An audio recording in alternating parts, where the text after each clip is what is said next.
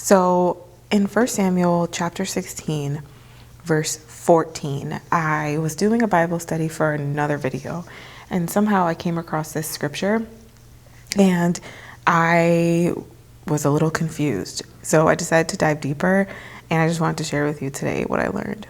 So 1 Samuel chapter 16, verse 14 says, "Now the Spirit of the Lord had departed from Saul, and an evil spirit from the Lord tormented him."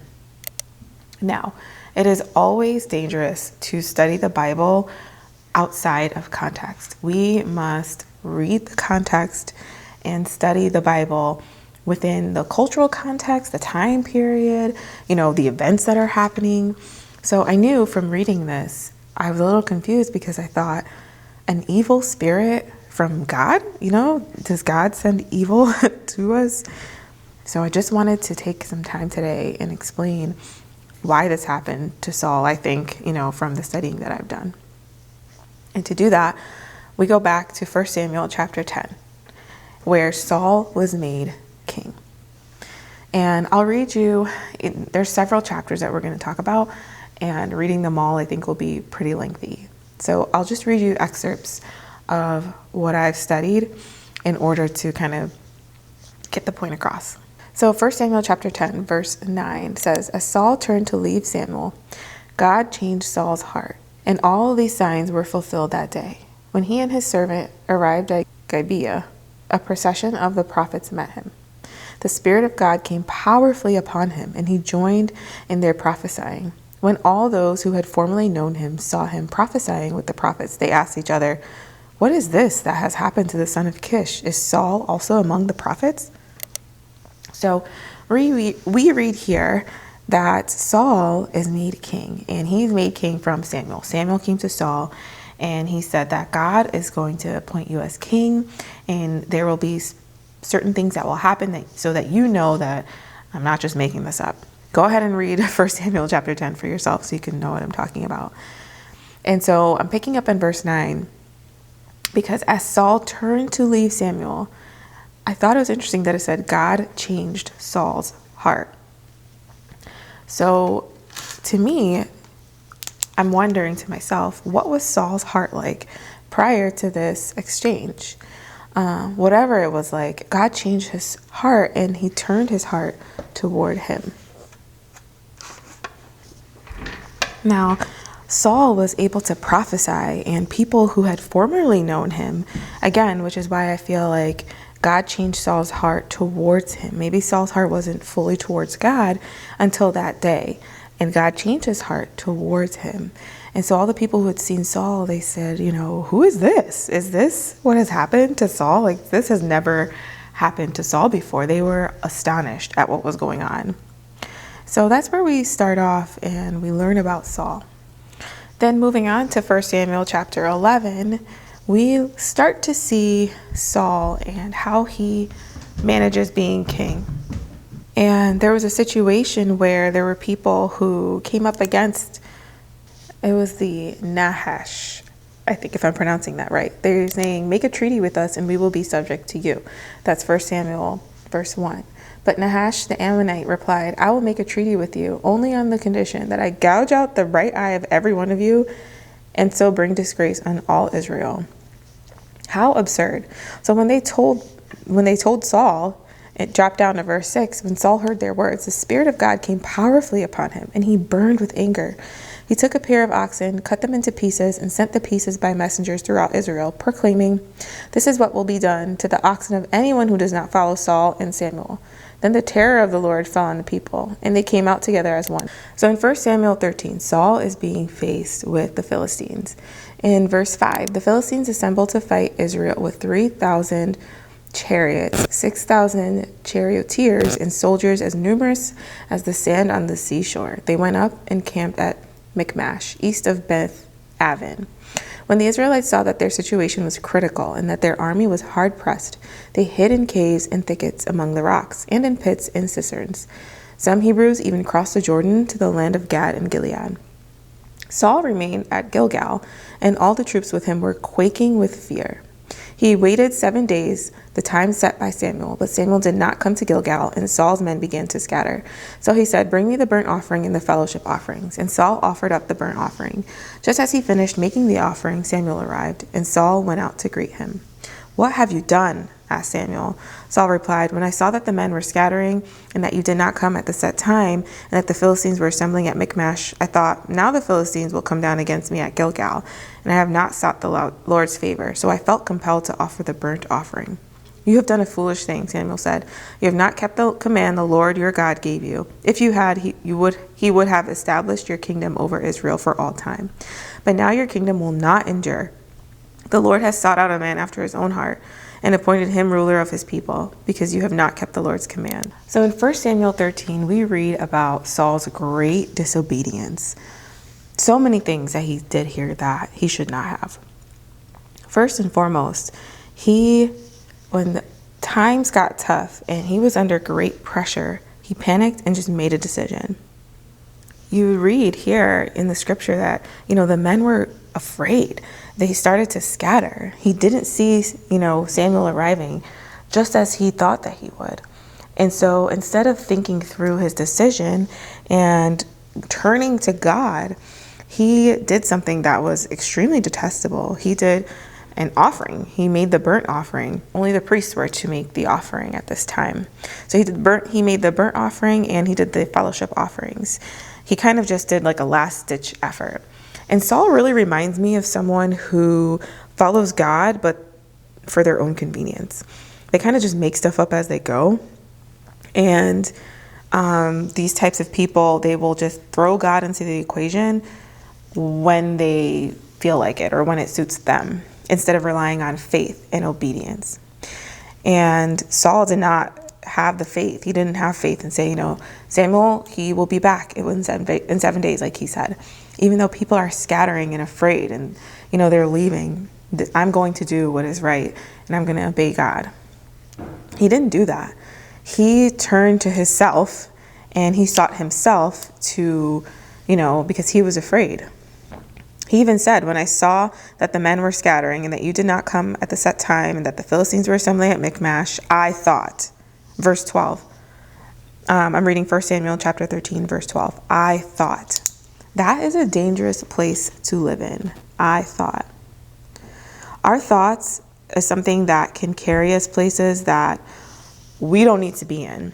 Your thoughts and your feelings is not a reliable source of decision making. We need to think with, first of all, the Spirit, right? Seek God. Let him guide you. And also with a clear head. If you are feeling high feelings, I don't know, let me give an example. Say something happens, like you're having a conflict, something happened with a friend. The time for you to react, and if you can, if it's like an emergency, of course you have to react, but if it's like a conflict with a friend or something, the time for you to talk to them or to make a decision or whatever is not when your feelings and emotions are sky high. That's not the time, because your feelings and your emotions can deceive you. I feel different from day to day. Am I the only one? Some days I'm in a great mood and, Satan can throw whatever he can at me. I don't care. And I am so solid in faith and I'm good. And then you have other days that I am in a crabby mood and I'm not feeling it that day. And maybe I'm, barking at my family when I shouldn't be. I try to remain consistent as much as possible, but we all have our days, right? And so that's why we can't rely on our thoughts and our feelings. Saul said, I thought. But in that thought, he said, it compelled him to just make a decision. And it wasn't a wise one. So sometimes our feelings can cause us to make a decision where we don't stay. It would be harder for Saul to stay in a position where, of course, he was afraid. It would be harder for Saul to stay in a situation that he didn't really want to. It would be harder for Saul to stay and believe that God will bring something out of this situation, will bring something fresh and new. But instead, he did something on his own. So Saul thought he was doing something that would give him the favor of God, when in actuality it wasn't. And we need to be careful of that. I think, and I've heard this before, I'm not the person, I didn't make this up, so I don't remember where I've heard it, but there's so much celebration in starting the new. You know, when you go on a new journey, maybe you want to get healthy and you just started exercising, or maybe you want to, I don't know, anything, whatever it is. Maybe you want to knit a blanket and it's going to take forever and you just started this. There's so much celebration in starting something new and getting into something new, but very little do we celebrate the consistency and staying in something despite how you may feel. And so you can, those feelings can deceive us into thinking that we need to get out of this situation, when in actuality, we just need to stay, right? We just need to stay. Remain in it. He said he felt compelled to offer the burnt offering. Because Saul did this, Samuel said in verse 14, "Now your kingdom will not endure, and the Lord has sought out a man after his own heart and appointed him ruler of his people, because you have not kept the Lord's command." So we see here that Saul's decision made him lose what God had for him, God's best. And we're going to jump again to 1 Samuel chapter 14. Now, the Israelites were in distress. Again, they were in battle, they were fighting, and for some reason, Saul decides to say in 1 Samuel chapter 14, verse 24, "Now the Israelites were in distress that day, because Saul had bound the people under an oath, saying, 'Cursed be anyone who eats food before evening comes, before I have avenged myself on my enemies.' So none of the troops tasted food." Why would you do that, Saul? God never told you to do that. So this right here tells me that Saul has an issue with pride. Let's talk about pride for a second. Now, God never told Saul to curse the men for eating. And what we see here is pride. So not only do we need to be careful to not act on our feelings, but we also need to be careful that we're not being prideful. Let's take a moment to stop and talk about pride. God detests the proud. God hates it when people are proud. Jesus is the ultimate picture of humility. Jesus, right, is God in the flesh. He is fully God and fully man. And he died on the cross, suffered on the cross for our sins. And on his last day of earth, right, think about, I saw this somewhere, and it was saying, think about what you want to do. If today was your last day on earth, what would you do? And then it said Jesus' last day, he spent it washing feet, something to that extent. I'll try to put it on the screen if I can find it. Jesus spent his last day on earth washing feet, being humble. We can't get ahead of ourselves and think that we are just as powerful as God. Just because God has blessed you, or maybe you're in a position of power or authority, or even if you're not, even if you think that you can just make decisions on your own without God, that is pride. Pride is dangerous. Pride divides, Pride can divide you from God, your relationship with God, walking with him, because you think that you know more. Someone who's proud doesn't want to listen to what anyone else has to say. They think that they're right in their decisions and how they feel. They don't want to be counseled by God or by any other person. Pride can divide close relationships, close marriages, friendships, whatever it is. Pride can say, "I'm offended," and that's all there is to it. I'm not caring about what you think or what you feel or, what you have to say at all. I'm offended and that's it. I'm right. That's it. That's the end of the story. I mean, there's so many dangerous aspects of pride. James chapter 4, verse 6, it says that God resists the proud, but gives grace to the humble. And here we see very clearly that Saul is being prideful, and that will ultimately lead to the downfall of him being king. So take Saul as a lesson and check your pride. Even if you think you're not prideful, that's a huge sign that you probably are prideful. Everyone has some sort of pride in them that we can all work on. I know I do.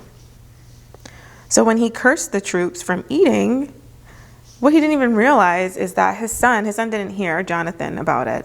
And Jonathan ate honey and he almost died. Thankfully he did not. But Saul ended up, in a situation where he cursed basically his son without even knowing it. And the crazy part of it all, Saul, this is a funny guy. He's not funny, but it's incredible the things that he says sometimes. So now when we skip over to 1 Samuel chapter 16 and we read what I had originally read in verse 14, now the Spirit of the Lord had departed from Saul, and an evil spirit from the Lord tormented him. In 1 Samuel chapter 16 verse 14 is a place that I never want to be, ever. It's the scariest thing that I've read. One of the scariest things that I've read lately. And it says that the Spirit of the Lord had departed from Saul. Saul was so far gone, so caught up in his pride and what he wanted and making his own life comfortable, glorifying himself, that God's Spirit left him. And actually God had sent an evil spirit to torment him. Now, God won't just do that for people who first did not make that decision to not obey him. Saul made that decision very clear. He did not have a heart after God. He acted the part, right? He talked like he did. He did things that made people think, okay, well, maybe he does. But at the end of it all, at the end of the day, he truly did not have a heart after God. Don't let pride, and certainly don't let your feelings dictate what your next decision will be. Instead, stay steadfast in the Lord and lean on him in order for you to be guided by him. So I just wrote down here, be careful to not get ahead of God. Be still and know that he is Lord. So that is all I have for today. Please let me know what you learned from this Bible study. I would love to hear your thoughts. I post a new Bible study video on Wednesdays and Fridays at 7 a.m. Eastern Standard Time. And I can't wait to study the Bible with you again.